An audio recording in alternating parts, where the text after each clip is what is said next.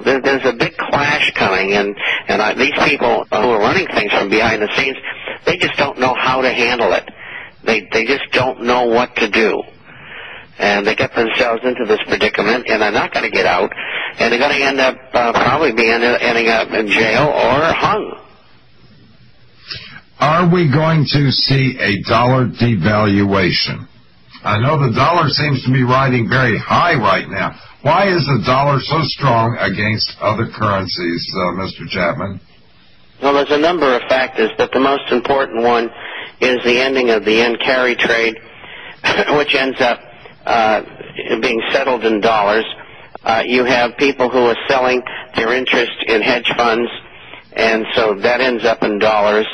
Then you have the deleveraging that's going on within the hedge funds themselves. And so those are the three main factors. There's other factors as well. And so this is an abnormal occurrence that we are seeing in the dollar. In fact, we're going to see such a abnormal occurrence shortly in the Swiss franc because of what I described earlier in the old loans for mortgages in Eastern Europe being made in Swiss francs. They will be, that currency will be a beneficiary of that. But when that happens, the dollar will start going down. And the only two currencies that are going to remain strong are, number one, the Swiss franc, number two, the Japanese yen, and probably number three, the Chinese yuan. And the dollar, sooner or later, is going down. It has to. It absolutely has to. Now, you also state, soon the distraction of war will begin, as it always has in the past. Millions will die in order to reduce what the elitists call useless eaters. They will come, then will come the New World Order and the enslavement of mankind. That doesn't necessarily have to go down that way, does it? I think Americans, we've still got our guns. Well, that's a terrible price to pay, but that possibility exists.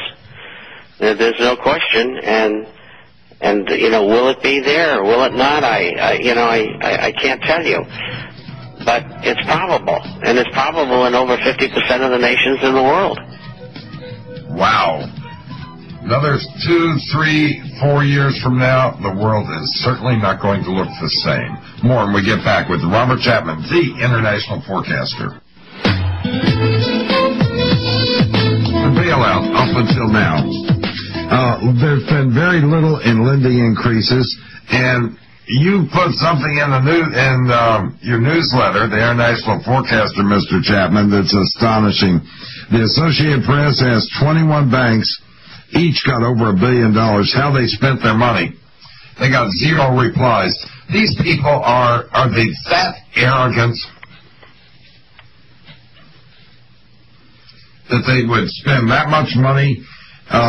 Each of the 21 banks got over $1 billion, and none of them would tell the Associated Press where they spent it. Are they that arrogant, Mr. Chapman? Well, they also got a court order that was instigated by Bloomberg, which is a news service, and the federal judge gave them a court order to answer, and the Federal Reserve and the Treasury Department told them to take a hike. I mean, there's no law left. There's 2 sets, one for the illuminists who run our country, and one set for you and I. And if we go out and say do something criminal, like have a Ponzi scheme, we'll go to jail for 20 years. They go out and do it, and they get a year and a half in some country club. I mean, the whole thing stinks.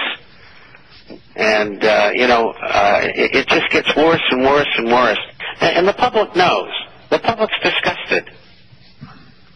Oh, I think they are. You look at somebody who went to prison like poor Martha Stewart. I have no great love for Martha Stewart, but, I mean, for goodness sake, look what they got her on. And Matt Albee sits there in his office, in his home, and his wife gets $15 million just before it's done, and they're going to let him off by the time the whole thing's over.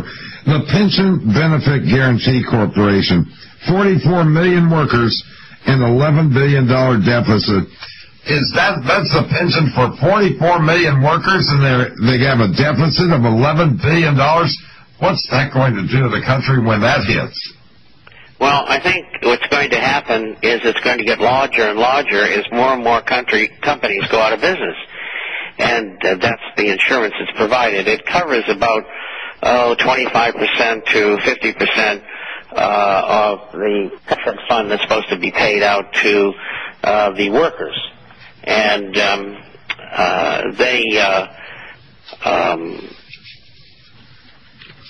they come in and they guarantee it.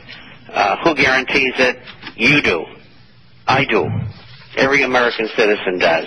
It's just another piece of socialism, like Fannie Mae and Freddie Mac and all of these giveaway programs, the TARP and the stimulus program. It's insanity. They don't work. No. Now, the one thing that would work, and you're a big proponent of this, is tariffs. And it seems like anytime you mention tariffs, anytime you mention something like, hey, we ought to buy steel from this country, well, they have a Buy American provision there, which was put into the bill, because it's a stimulus to get Americans working. Excuse me, American money to get Americans working, so what do you want to do, buy steel from Canada or steel from Europe? You want to buy it from the U.S. and get Americans back to work. That's what part of stimulus. But when you're talking about this, and if you mention, well, we can't do this, they'll bring up, well, the World Trade Organization, they'll bring up all these different things, and they'll say, you're an isolationist. I think isolationist has become a buzzword. I mean, it's like, well, don't you believe in global warming? And you're an isolationist, and what's wrong with you?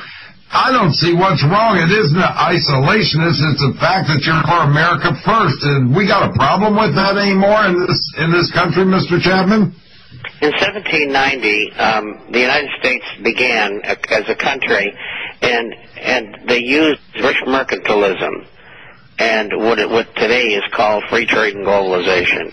And they tried it for 10 years, and it almost bankrupted the country, which was not in too good a shape to start off with. And the same folks were out there shipping in cheap goods, China and in Asia. And so they started putting tariffs on, and it made our country great. It's one of the things that helped shape the American dream.